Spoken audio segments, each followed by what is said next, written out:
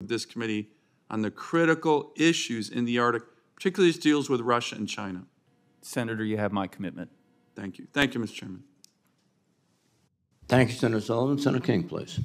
Well, first I want to associate myself with that series of questions about the Arctic. It was a question of whether or not Senator Sullivan and I, who would go first to ask the Arctic questions. He's asked them.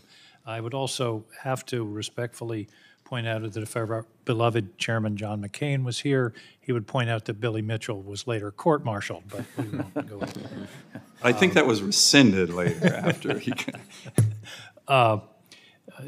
General Whiting, it's been U.S. policy for as long as anybody can remember to not militarize space.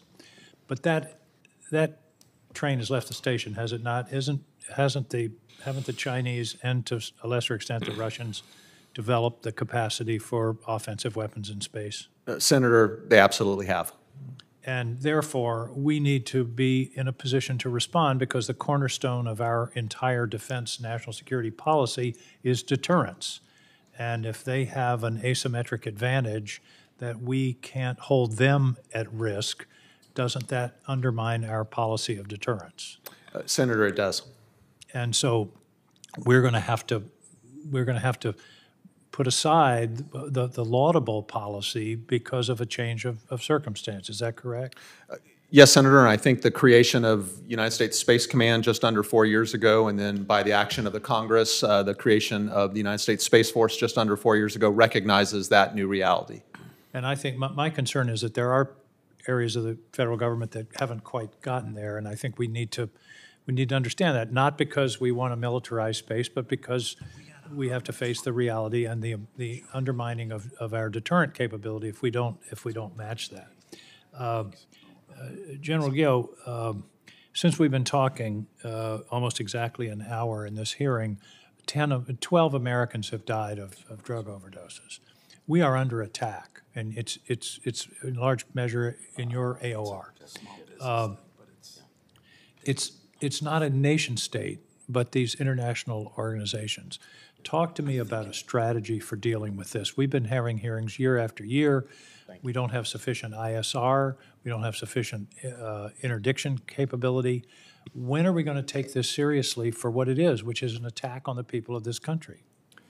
Senator, the threat you described is acute. It's serious and it's very significant.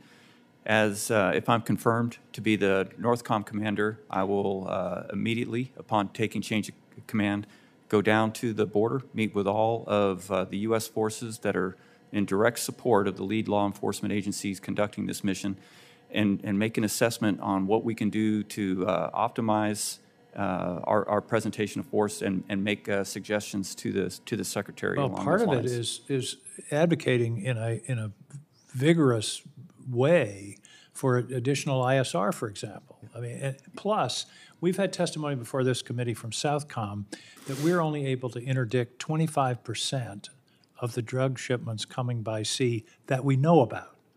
In other words, we know they're coming, we know that they're carrying deadly cargo, and yet there are not enough ships, there are not enough capacity, Coast Guard, Navy. It just seems to me everybody's pointing at everybody else.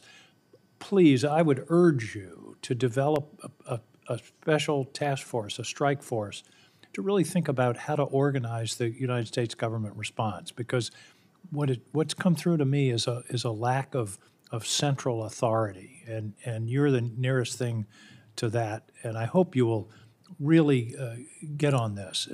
September 11th, we lost over 3,000 people. It turned our society upside down. Here, we're losing 100,000 a year, and yet nobody seems to be in charge. Will you take charge? Senator, I will take charge of assessing that from the DoD standpoint and forwarding those recommendations. Now, let me change the subject again to get back to the Arctic. One of the realities, again, it's like my questions about space. It's no secret that the Russians have essentially remilitarized the share of the Arctic, which really was a much more peaceful area prior to the last 10 years. Don't we need some capacity, infrastructure in the Arctic, a port, for example, to be able to field the kind of force that's necessary. Again, for deterrence. This is not about offensive capability, but the best way to prevent a war is for your adversary to know that they will suffer unacceptable results if they attack us. Talk to me about infrastructure in the Arctic. For example, a port in Nome. Senator, presence is the best form of deterrence in the Arctic. The Port of Nome is a game changer for operations in the Arctic. I understand that it's underway, and we're looking at 2027, 2028 for completion of that.